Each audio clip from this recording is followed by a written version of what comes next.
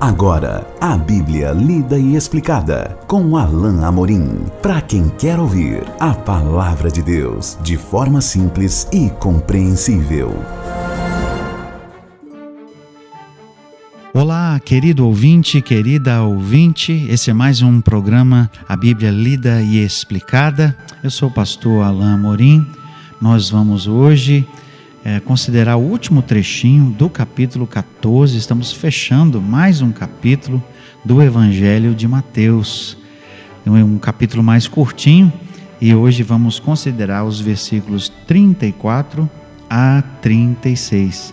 Então abra a sua Bíblia, se ela já não está aberta, vá ali para o capítulo 14 do Evangelho de Mateus e nós vamos ler o trechinho final a partir do verso 34. Diz assim a bendita palavra de Deus: Então, estando já no outro lado, chegaram à terra em Genezaré. Reconhecendo os homens daquela terra, mandaram avisar a toda a circunvizinhança e trouxeram-lhe todos os enfermos. E lhe rogavam que ao menos pudessem tocar na orla da sua veste, e todos os que tocaram ficaram sãos. Nós vivemos num tempo em que os milagres e as curas são exaltadas e promovidas e promulgadas em alguns círculos evangélicos. E embora eu creia plenamente no poder de Deus para curar qualquer enfermidade, no poder de Jesus para curar hoje ainda sobrenaturalmente qualquer enfermidade, eu quero lembrar a você, a partir até desse texto, que os milagres na época de Jesus tinham um propósito específico. E nós vemos que esse propósito, ou parte dele, cumpriu a sua missão naquela época. E hoje nós precisamos olhar para essa questão de milagres com os mesmos olhos, primeiro, que as Escrituras, ou seja, encará-las da mesma maneira que nós vemos aqui. E muitas vezes os milagres eram sinais que apontavam para a divindade, para o poder de Jesus. E podemos ver também, e esse é o contexto que nós temos aqui em Mateus, a própria reação da multidão e a forma como as pessoas iam conhecendo a Jesus, como era dado acesso a eles esse conhecimento. Nós já falamos aqui anteriormente que Mateus se preocupa em retratar a reação das pessoas a Jesus, ao seu ensino. Muitas pessoas aceitavam, muitas pessoas eram curadas, muitas pessoas eram salvas, mas havia também aqueles que rejeitavam o ensino de Jesus, sobretudo os fariseus, os líderes judeus em geral. Eles não gostavam de Jesus, não criam que Jesus era realmente um profeta, filho de Deus. E aqui nós vemos mais uma vez a nota de Mateus acerca do reconhecimento de Jesus. Mas, como o próprio Blomberg aponta, esse reconhecimento em alguns ainda era pequeno, muito parcial. Eles não criam ainda em Jesus como precisavam crer, como Filho de Deus. E muitos deles vinham até Jesus apenas por causa de suas necessidades. Jesus, eu creio, reconhecia, pelo menos parcialmente, a legitimidade disso, porque era uma necessidade. Mas eu também acredito que Jesus evitava ser confundido com um mero operador de milagres. Jesus queria que as pessoas compreendessem quem ele era. Mas, em todo caso, aqui Jesus chega no outro lado. Aqui nós estamos vendo o finalzinho do relato da passagem de uma margem para a outra do lago, Eles chegam em Genezaré. O texto diz assim: reconhecendo os homens daquela terra, ou seja, a fama de Jesus já estava correndo solta. No minuto em que ele chega lá, as pessoas logo, eu creio, apontavam o dedo: olha, é Jesus, olha quem está aqui. E o texto diz que, porque eles reconheceram, mandaram avisar a todo mundo que estava ao redor. E o que eles fizeram?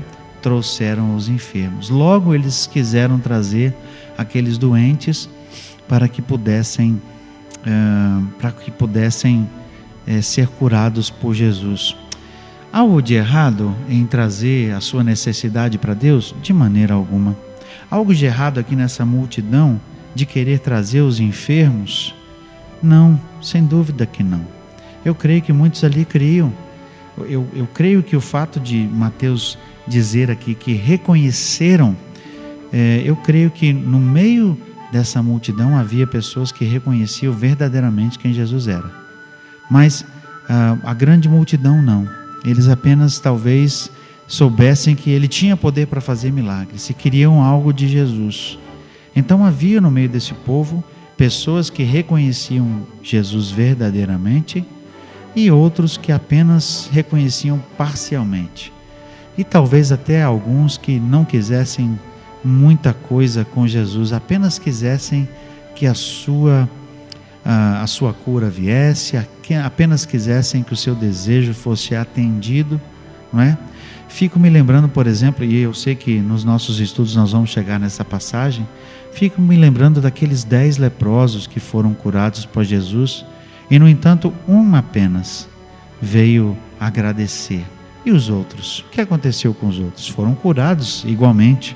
Será que não podiam agradecer? Não podiam reconhecer Jesus? Fica a pergunta, né? E certamente quando nós estivermos estudando essa passagem, nós vamos considerar a resposta dessa reação deles. Aqui nós vemos que a vizinhança toda vem, trazem os seus enfermos, né?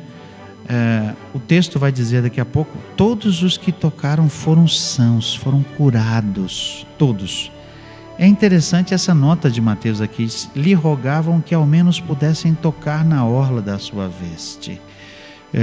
Com uma grande multidão que eu creio que estava aqui ao redor de Jesus, nem todas as pessoas conseguiam ser tocadas por ele, não é? Não era possível certamente que Jesus desse uma atenção exclusiva a ponto, por exemplo, de colocar a mão ou no ombro que doía, ou na enfermidade, ou enfim, que ele pudesse dar uma atenção mais especial. Mas o povo estava tão sedento, o povo estava tão desejoso de ter a sua necessidade atendida, que eles pediam: Jesus, permita apenas que nós toquemos a sua veste. Se assemelhando aqui àquele trecho que nós já vimos da mulher com fluxo de sangue, com a mulher com hemorragia, que pensou que se ela apenas tocasse na veste, ela seria curada. Certamente muitas pessoas aqui criam em Jesus. Certamente, na maioria dessas pessoas, a fé deles ainda era uma fé incompleta. O que eu quero dizer com fé incompleta? Eles criam talvez em Jesus como um operador de milagres, como alguém extraordinário, talvez como um profeta, mas eu creio que a maioria aqui ainda não tinha compreensão plena de quem Jesus era, como Filho de Deus, como enviado do Senhor, como Messias. E certamente não tinham essa compreensão porque a cruz ainda não tinha chegado. Como nós vemos, o próprio Evangelho de Mateus a sua estrutura foi feita de tal forma que, e não só do Evangelho de Mateus, mas de todos os outros, eles foram estruturados de tal forma que a morte na cruz e a ressurreição sejam o auge, o ápice mesmo do ministério de Jesus. A grande vitória de Jesus foi a vitória na cruz, sem dúvida. Mas aqui, esses foram curados. E o texto é interessante em dizer que todos os que tocaram ficaram sãos. Essa palavra aqui quer dizer completamente, totalmente sãos. E é interessante que pela graça e pela misericórdia de Jesus, que nós vimos, sempre estava presente, né? Como nós vimos naquele outro trecho que diz que ele olhou para a multidão com compaixão. Pela misericórdia de Deus, a cura era completa, a cura era perfeita, embora muitas vezes alguns ali estivessem apenas para o seu milagre, alguns ali estivessem apenas para ter aquilo que eles queriam. Jesus, com compaixão, curava a todos, todos ficaram sãos, completamente sãos. E como nós vemos, e aqui eu quero já ir encerrando o nosso trecho de hoje e também fazendo uma conclusão do nosso capítulo, essa nota aqui é uma nota uma nota geral de Mateus, né? Todos foram curados, depois de 2 milagres específicos da multiplicação dos pães e depois quando Jesus andou sobre as águas, é uma nota que fala justamente do poder de Jesus, do seu poder de curar tudo e todos. O foco, mais uma vez, meus queridos ouvintes, estava em Jesus, no seu poder. O foco era Jesus, quem Ele era, como o Messias prometido, como aquele que tinha poder não só para realizar milagres, mas poder para salvar. Eu acho que não é sem propósito que a palavra escolhida por Mateus aqui seja a mesma palavra cuja raiz é traduzida também como salvo. Eles foram salvos, eles ficaram sãos, salvos, curados. É uma mesma palavra que pode ser traduzida com essas conotações diferentes de cura e de salvação. Eu realmente creio que não é sem propósito, é porque realmente alguns, ao serem curados, tinham acesso à revelação de Jesus ali e compreendiam que estava diante deles alguém que era muito mais do que um mero homem, mais do que meramente um curandeiro, né? Mais do que meramente alguém que podia fazer milagres, mas alguém poderoso para salvar. É essa transição que Mateus precisava observar e que precisava ser feita pelo povo para que eles compreendessem que Jesus era o Salvador. Essa era a missão de Jesus. A missão de Jesus não era fazer milagres. Eu quero que você me ouça com muito cuidado e que você compreenda isso. A missão de Jesus não era curar o povo. A missão de Jesus não era trazer bem-estar para o povo.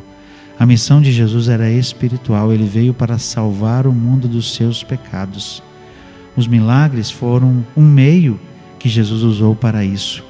Os milagres foram um expediente que Jesus usou, assim como também os seus ensinamentos, a sua pregação, tudo para que aquilo que realmente era importante fosse mostrado, que Ele era o Filho de Deus e que Ele veio para salvar o mundo. Não podemos perder isso de vista quando lemos e estudamos os relatos de milagres da Bíblia, para que não tiremos os olhos do verdadeiro foco, que é a pessoa do Senhor Jesus, o poder do Senhor Jesus como Salvador do mundo. Todos foram curados, né? Mas certamente alguns ali puderam considerar um pouco a mais e compreender que Jesus era realmente o Filho de Deus. Chegamos ao final de mais um capítulo do Evangelho de Mateus. No nosso próximo encontro, se Deus permitir, estaremos juntos estudando o capítulo 15 do Evangelho de Mateus. E até lá, que Deus abençoe sua vida. Acesse agora nossa plataforma e baixe os podcasts www.rede316.com.br. A Bíblia lida e explicada com Alain Amorim.